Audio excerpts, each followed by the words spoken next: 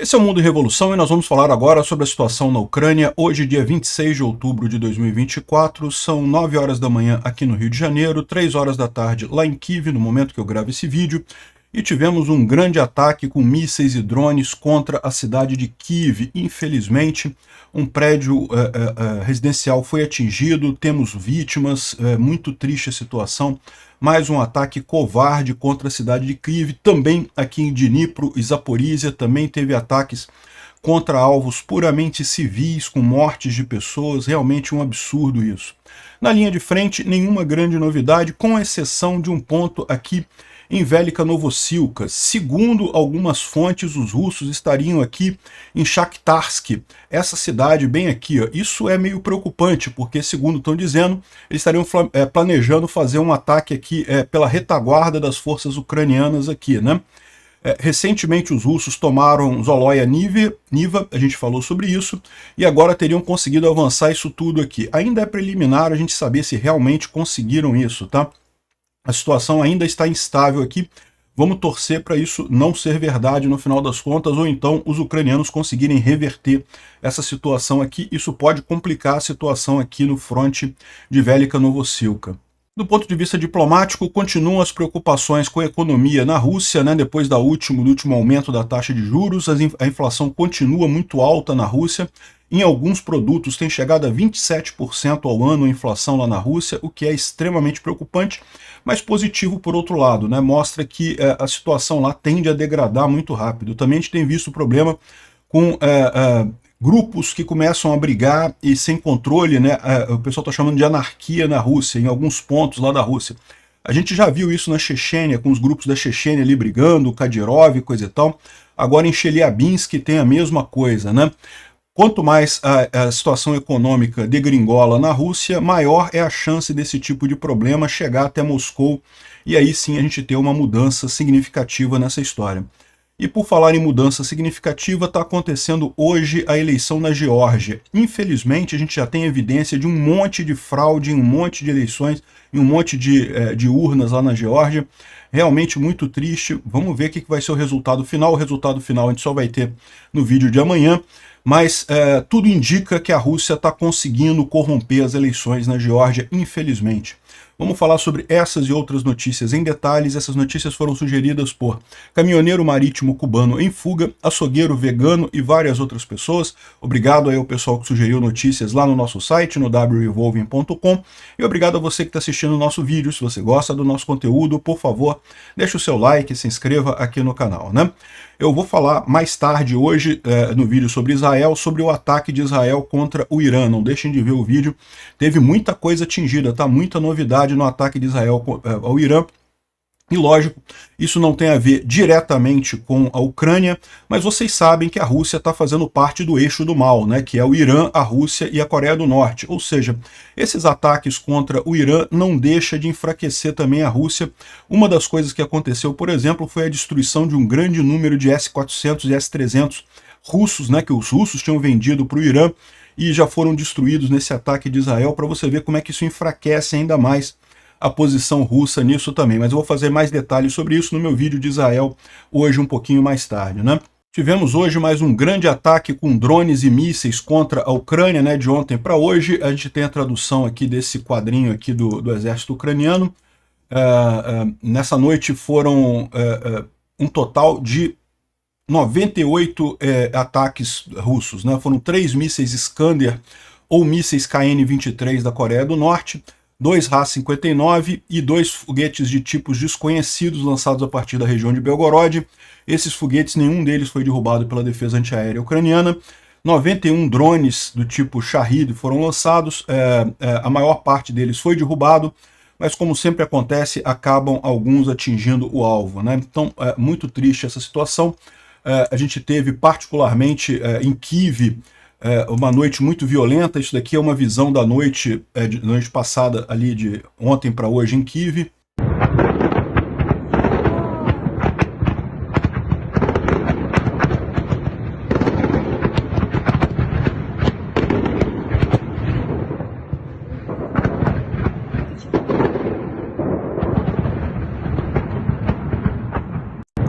Realmente um absurdo esse tipo de coisa. Tem outra imagem aqui impressionante também. Esse aqui deve ser um drone ou míssil que foi atingido, né? Acabou explodindo no ar. Ou seja, uma noite bastante complicada lá em Kiev de ontem para hoje. Infelizmente, alguns prédios residenciais foram atingidos. Isso daqui é um prédio residencial ali nos subúrbios da Ucrânia. Dá para ver um prédio normal, um prédio comercial. Não tem nada de militar próximo, não tem nada que pudesse ser o alvo e errou o alvo. Não, eles atingiram um prédio aqui, 2 andares aqui do prédio. Infelizmente teve mortos, teve um monte de feridos, sem contar o prédio inteiro teve que ser evacuado, evidentemente, ou seja, imagina, para consertar isso daqui vai ser um caos completo, num andar alto, né? Então a dificuldade grande de conseguir apagar esse incêndio, realmente uma situação terrível ali na Ucrânia, né? E isso daqui essa imagem foi feita quando ainda estavam fazendo o resgate das pessoas. Aqui a gente tem a imagem depois, na manhã do dia de hoje, né? Então aqui você já tem a visão aqui de como é que ficou o prédio todo teve que ser evacuado. O drone atingiu um prédio no distrito de Solomian, e os apartamentos do 17º ao 21º andares foram danificados. Infelizmente uma garota morreu, uma garota de 14 anos morreu nesse ataque. Outras pessoas ficaram feridas, né? Enfim, realmente uma situação complicadíssima aqui em Kiev, uma maldade enorme. Não foi só isso, isso daqui foi em Dnipro também.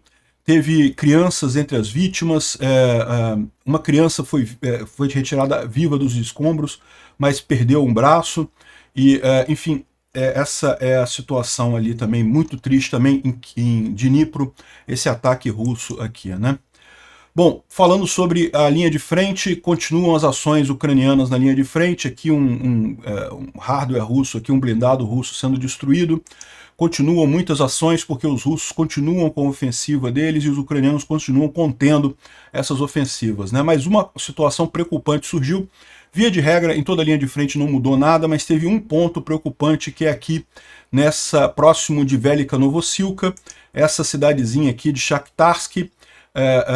Zolota Niva, os russos tinham tomado há algum tempo atrás, e parece que eles conseguiram avançar aqui e foram identificados alguns grupos russos aqui nessa cidade. Ainda não é que os russos tomaram a cidade, mas aparentemente é o que eles estão tentando fazer para atacar a retaguarda ucraniana aqui, né? O fronte de Velika Novosilka, os ucranianos usaram para avançar várias cidades aqui, nesse grupo de cidades aqui, e os russos pretendem atacar pela retaguarda. Isso seria alguma coisa extremamente crítica se isso acontecer de verdade, né? Por hora, segundo eles estão dizendo aqui, é muito perigoso aqui, como está falando aqui a Astra Intel, nunca deveria ter acontecido, ainda estão investigando como que isso aconteceu. De qualquer forma, eles ainda tem muita luta acontecendo ali, os ucranianos tentando conter esse avanço russo aqui, não temos o resultado final disso, né? Se você olhar aqui no mapa do Pulevolan, ele mostra isso daqui, ó, nesse último mapa aqui. Zolota Niva já estava na mão dos russos há algum tempo, e eles teriam avançado aqui, chegado em Shakhtarsk, mas como você pode ver, toda essa área aqui é uma área que não está ainda certa, não sabem ainda o que tem aqui, se os russos realmente avançaram, ou se são apenas grupos avançados que estão fazendo por aqui. E essa é a grande questão, né? Como é que vai se parar isso daí? Houve alguma falha aqui nessa história, vamos torcer para isso ser contido rapidamente e não gerar maiores problemas. Esse é a grande dúvida de ontem para hoje. Tem mais alguns mapas aqui do Pulevolan. Aqui é a mesma área, um pouquinho mais à direita, em Bohanialevka. Aqui não tem muito problema, isso daqui não faz muita diferença. Também aqui em Kurahov, os russos tentaram avançar, mas não teve nenhum avanço deles aqui nessa região. E finalmente aqui em Selidov, os russos continuam tentando tomar Selidov, mas estão perdendo muita gente aqui, tá? A informação que a gente tem é que os russos foram para tudo ou nada aqui nesse Selidov, colocaram muitos soldados, muitos tanques, e estão morrendo em enorme quantidade nessa região. Aqui aponta alguns pequenos avanços aqui em Selidov, mas os ucranianos continuam a batalha aqui na cidade, né? De ontem para hoje a gente teve aqui justamente mais um dia dos maiores números de mortos russos aqui, 1.700 mortos russos de ontem para hoje, justamente por conta dessa batalha em Selidov, né? Bom, o Instituto para Estudo da Guerra não traz aqui nenhuma grande novidade, fala só que os soldados norte-coreanos devem ser colocados na linha de frente entre amanhã e depois de amanhã, ou seja, entre 27 e 28. De qualquer forma, nenhuma novidade, a gente já falou sobre isso, né? Agora, ele coloca aqui uma coisa que é interessante aqui, ó. Putin continua a exagerar o progresso russo no Oblast de Kursk, né, tentando garantir a audiência doméstica que os russos vão conseguir tirar os ucranianos de Kursk, né? A gente sabe que isso não vai acontecer, mas a preocupação dele maior é essa, é a questão da segurança doméstica, porque como a gente vai ver daqui a pouquinho, está tendo um monte de confusão lá na Rússia, né? Bom, isso daqui é um campo de treinamento na Rússia, e olha só que tipo de tanque que eles estão usando para treinar os soldados russos, olha só. Tem T-34 aqui, ó, T-34 na parada aqui, ó. Os T-34 aqui. Caramba, meu amigo, vou te falar um negócio. Realmente tá com falta de tanque os russos, né? Os ucranianos, por sua vez, vão receber os primeiros Lynx, que é um novo blindado leve, um novo veículo de apoio à infantaria, né? Que está sendo desenvolvido pela Rheinmetall e já vai ser enviado para a Ucrânia 10 desses novos IFVs, né? De novo, é aquela ideia que a gente tem falado para vocês, que nessa guerra, por conta dos drones, os tanques, não é que se tornaram inúteis, não é isso, mas eles têm uma utilidade muito mais reduzida no final das contas, ao passo que veículos blindados de apoio à infantaria têm sido muito mais úteis, muito mais efetivos nessa guerra. Então, o Lynx parece agora vai ser um novo veículo que vai chegar para os ucranianos de fabricação alemã. Parece ser muito bom. Vamos ver como é que se comporta na linha de frente, né? Bom, um militar norte-coreano que já tinha desertado, né, ele falou com os soldados norte-coreanos que estão sendo enviados para a Rússia, justamente apelando para que eles também desertem, né? Não tem razão nenhuma para você sacrificar a sua vida numa guerra estrangeira, uma guerra que não tem nada a ver com a gente. O Kim Jong-un está meramente usando suas vidas como fichas de batalha para manter seu poder e coisa e tal. Então, enfim, vamos ver se o apelo chega aí aos norte-coreanos ali, é bem interessante isso daqui, né? E o mais curioso também é que os russos também não estão gostando dessa história, né? Vocês sabem, os russos são profundamente xenofóbicos, né? E aqui tem conversa entre russos falando que a aparição de tropas da DPRK, né, da Coreia do Norte, junto com o exército de ocupação, tem causado irritação e até hostilidade entre soldados e oficiais moscovitas, né? Aqui um rádio interceptado, o cara está falando que um ocupante aí, um russo, está injuriado por ter que prover para soldados norte-coreanos o pouco armamento, os poucos veículos armados que eles têm e coisa e tal. Ou seja, a situação está ficando complicada ali, né? Tá faltando um monte de coisa, não é só soldado no final das contas. E isso se reflete na economia russa, que, como eu falei para vocês, está realmente dando sinais de esgarçamento completo, né? O Peter Todd aqui, que segundo algumas pessoas, segundo aquele documentário da HBO Max, né, é o Satoshi Nakamoto. Eu acho que não é o Satoshi Nakamoto, tá? Não é o Satoshi, mas segundo o documentário dizem que é ele, e ele está falando aqui uma crítica à economia russa, justamente aqui, ó. A realidade é essa, você não pode fazer essas brincadeiras com a economia. A Rússia está colocando boa parte do seu produto interno bruto, né, do seu PIB, na invasão. E estão tentando esconder isso com brincadeiras de moeda fiat, né? A realidade não pode ser enganada. Alguns preços têm subido 27% lá na Rússia, né? Aqui é justamente uma thread sobre o aumento da taxa de juros que aconteceu ontem, e falando como é que isso daí é só a ponta do iceberg, né? Tem muito mais coisa, a preocupação é muito maior na Rússia. A gente já falou sobre isso ontem, então não vou falar muitos detalhes aqui. Aquele discurso de um empresário russo falando que a maior parte dos empreendimentos na Rússia vão falir. Por quê? Porque todos eles têm pego o dinheiro emprestado com taxas pós-fixadas, e agora com o aumento da taxa de juros isso vai gerar um problema. Enfim, essa é a situação na Rússia, cada vez mais preocupante por lá, né? Nubiulina, que é a presidente do Banco Central da Rússia, já não sabe mais o que fazer, não tem o que fazer, né? E lógico, isso acaba gerando rebeliões na Rússia, né? Aqui o pessoal está falando aqui da anarquia quebrou, a anarquia aconteceu em Chelyabinsk, né? Na Rússia, segundo alguns canais de Telegram. Locais estão aparentemente se rebelando contra o governo local, e queimando, botando fogo em um monte de coisa. Ou seja, isso é mais um caso desse. Lembra que alguns dias atrás a gente falou sobre algo similar acontecendo ali na Chechênia, né? Teve explosão de posto de gasolina, teve briga entre o pessoal, reclamação do Kadyrov. Aqui, ó, já há dias a anarquia se espalhou ali em Chelyabinsk, os locais estão botando fogo em comércios e outras coisas, justamente por revolta contra o governo local. Chelyabinsk fica aqui na Rússia, nessa região aqui, ó, Chelyabinsk, perto do Cazaquistão, aqui, ó, é longe da Ucrânia isso, tá? Mas o problema todo é esse, né? O pessoal está revoltado com o governo local e o governo local não consegue fazer nada, por quê? Porque todos os esforços da Rússia estão para a invasão aqui na Ucrânia. O pessoal começa a se revoltar com isso e já aconteceu aqui na Chechênia, já aconteceu aqui em Chelyabinsk, já aconteceu em alguns outros lugares, aqui em Ufa também, no Barkostostão, a gente já falou sobre isso. Enfim, a tendência é só piorar daqui para frente. Uma hora chega em Moscou. Uma outra boa notícia, a Casa Branca confirmou que os países do G7 vão providenciar para a Ucrânia aproximadamente 50 bilhões de dólares dos ativos congelados russos, né? Isso é uma notícia excelente por dois aspectos. Primeiro, porque ajuda a Ucrânia, e segundo, porque prejudica a Rússia, né? Lembra, um dos problemas que a Rússia está enfrentando agora é a questão da credibilidade. O pessoal começa a se perguntar se a Rússia vai ter dinheiro para pagar os títulos da dívida russa. Principalmente porque a Rússia tinha uma reserva enorme que ela podia usar para pagar esses títulos, só que ela está comendo toda a reserva que ficou na Rússia com a guerra, e a reserva que está fora não apenas foi congelada, como agora está sendo usada pela Ucrânia. Ou seja, a Rússia não vai receber essa reserva que está fora, mesmo depois do fim da guerra, né? Isso é bom pelos dois lados, no final das contas.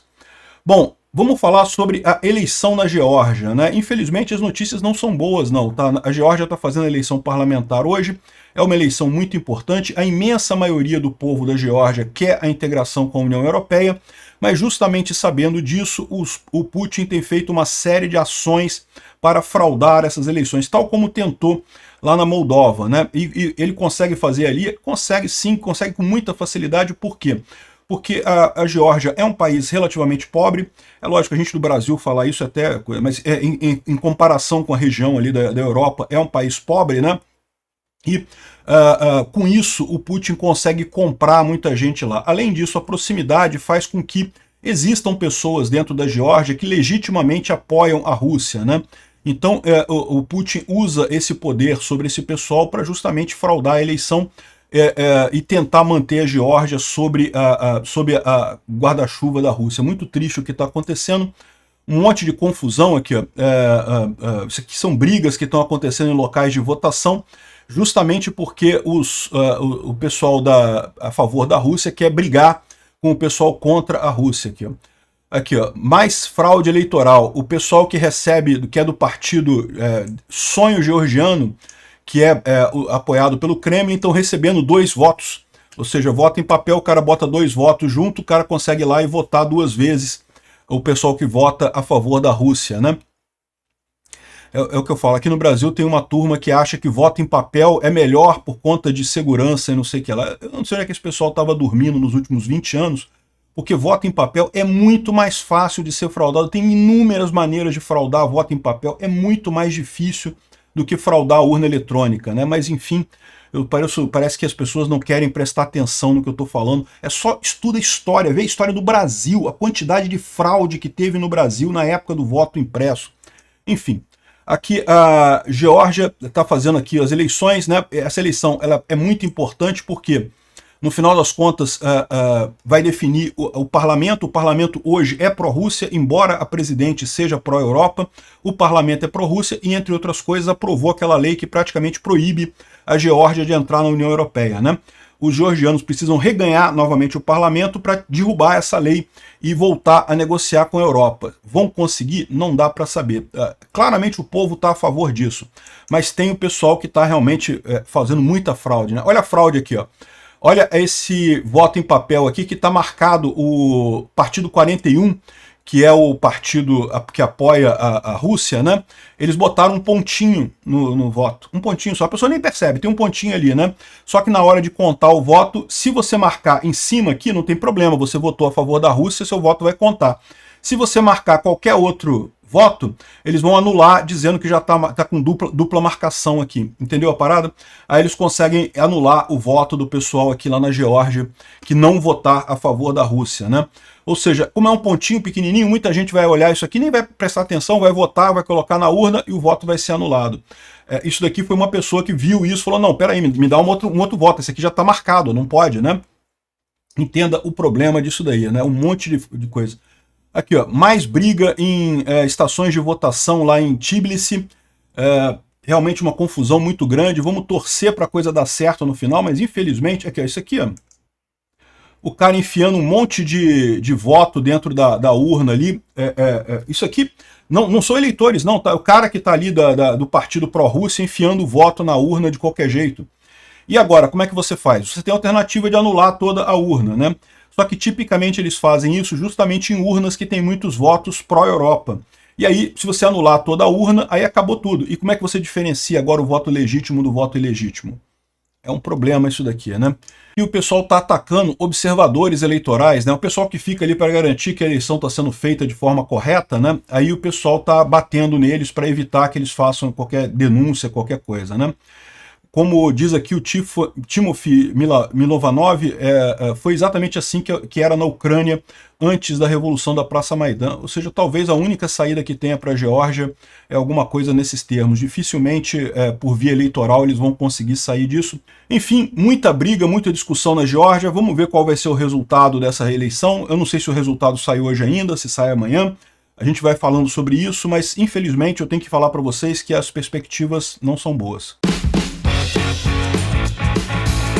Obrigado por assistir o vídeo até o final. Se gostou do conteúdo, não esqueça de deixar o seu like, isso ajuda o canal a crescer e a chegar para mais gente. Se não gostou, deixe o dislike e explique nos comentários como podemos melhorar. Comente também sugestões de temas que podemos trazer por aqui. Comentários insultuosos ou defendendo ditaduras e criminosos de guerra serão sumariamente bloqueados. Agradeço a compreensão. Se ainda não é inscrito no canal, considere se inscrever clicando no botão inscrever-se abaixo e marcando a campainha para todos os avisos. Se quiser ajudar o canal, veja no nosso site como você pode fazer isso.